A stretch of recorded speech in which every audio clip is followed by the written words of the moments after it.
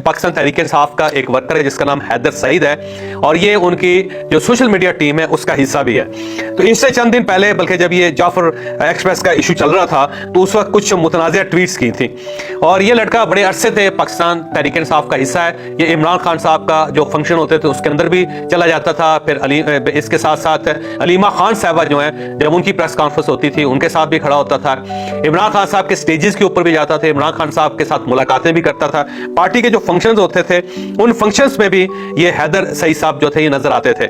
अब हैदर सईद साहब ने जब ये जाफर एक्सप्रेस का वाकया हुआ तो उस वक्त एक इंतहाई मुतनाज़िया ट्वीट की और उस ट्वीट के अंदर उन्होंने बाकायदा अफवाज पाकिस्तान को दावत दी कि इसके अंदर बगावत फैलनी चाहिए। ट्वीट बहुत ही मुतनाज़िया है, इतनी ज्यादा मुतनाज़िया है कि मुझे पढ़ते हुए भी शर्म आ रही है, लेकिन इसके बावजूद क्योंकि अब ये हिस्सा है उस FIR का जिसके तहत इसको गिरफ्तार किया गया, तो मेरा ख्याल ये है कि इसको पढ़ के सुनाने में कोई हर्ज नहीं है।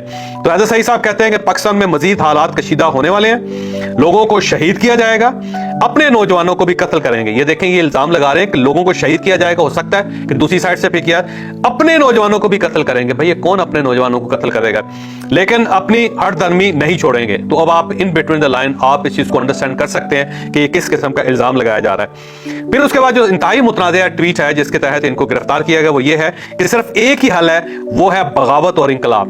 अब ये बगावत और इंकलाब जो है किसको दावत दे रहे हैं आगे चल के बताइए। 7 लाख में से चंद हजारों को बगावत करनी पड़ेगी और साथ साथ अवाम को इंकलाब लाना पड़ेगा। अब ये दो चीजें बयान कर रहे हैं।